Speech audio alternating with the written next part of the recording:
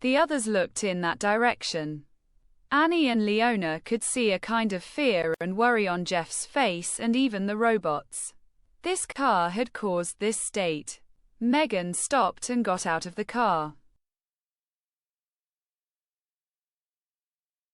Megán, I'm glad to see you all, especially Alice and Katarína. Frank looked at Megán. She was really different from the others, taller, bigger, and with a face that fascinated everyone. Jeff went to her and said, I'm glad to see you, but I can't believe you're here. Megán, the mission to find Katarína is very important to the boss. Good luck, girl.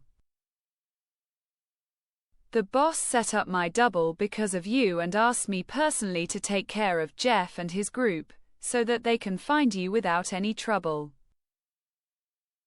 He sent these birds at my request to act with force to defend and save you. Katarína went to Megán. Thank you for everything. Megán squeezed her hand and said, please, you better fix your face. I want to see the boss again, dear. Jeff, where are you staying? Katarína, a tent outside the camp. Jeff, there, I'll fix your hands and face. They all went to Katarína's tent. The birds sat on the ground in the nearest place. Danny also came to the tent when he saw the birds and joined them. After introducing Katarína, he shook hands with Jeff. Jeff, you did a great job. With little resources, you were able to fix her hand well. Danny, all I could do. Katarína saved my friend's life. Jeff, would you like to help me rebuild it? Danny said happily, with pleasure.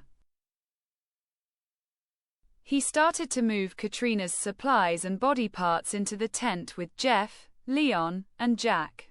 Jeff asked Katarína to lie down on the table. Then, with the index fingers of both hands, he gently pressed the corners of her temples. There was a loud hiss and the mold on Katarína's face moved. Frank, Danny, La'ona and Annie were watching Jeff's work with surprise and attention. Jeff asked Alice, Sonia and Sophia to prepare the new body on the other table.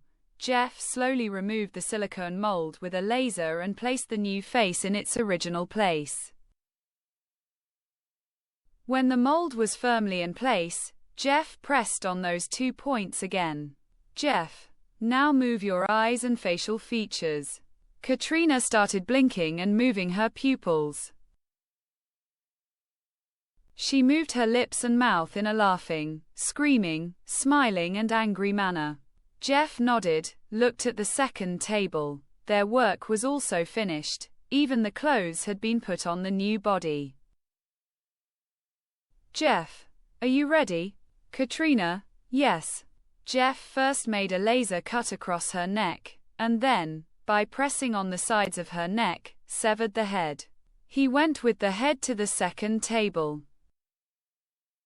Placed the head gently on the table, and carefully adjusted it to the connection to the body.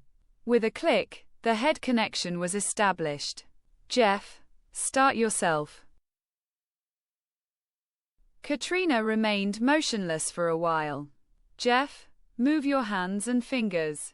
Katarína began to carry out Jeff's commands. Jeff ordered her to move her legs and finally sit down.